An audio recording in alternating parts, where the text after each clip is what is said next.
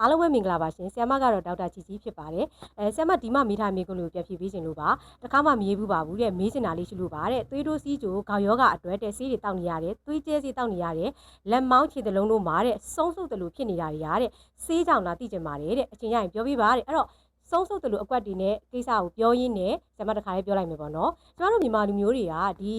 ဘာအကြောင်းရင်းမှမရှိပဲအိပ်ပျော်နေတဲ့ဖြစ်ဖြစ်နေကင်းဘက်မတိလိုက်ခင်မှာပဲဖြစ်ဖြစ်ခန္ဓာကိုယ်တွေမှာအိပ်ရထားလိုက်ရင်ပေါ့နော်အကွက်တွေထွက်လာပြီဆိုရင်ဟာဒါဆုံးဆုပ်တာ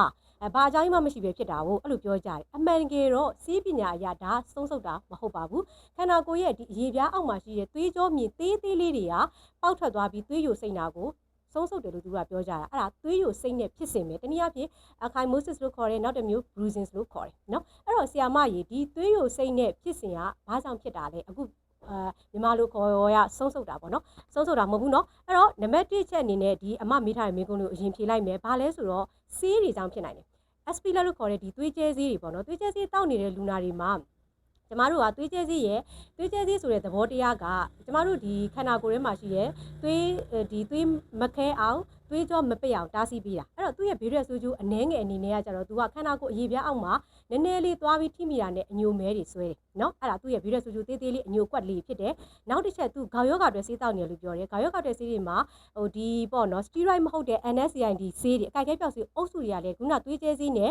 အာနိသင်တူတူပဲအညိုအမဲအကွက်တွေဖြစ်စေတယ်ဆရာမတို့နော်ဟုတ်တယ်အဲ့ဒါကြောင့်ဒီဆေးတွေကိုရက်ရမလားမရက်ရဘူး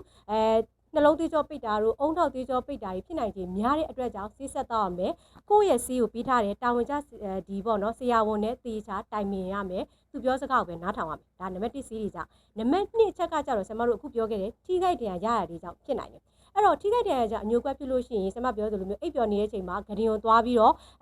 နံရံနဲ့သွားကန်မိတာဂဒင်ကိုကန်မိတာတွေကြောင့်လည်းဖြစ်နိုင်တယ်နောက်တစ်ချက်ကနေကင်းဘက်အချိန်မှာကိုခန္ဓာကိုယ်ထဲပို့ပြီးလေးတဲ့အလေးဝင်ပို့မမိတဲ့အခါမျိုးတွေမှာလေသွေးကြောမြင်လေးပေါက်ပြီးအညိုကွက်တွေဖြစ်နိုင်တယ်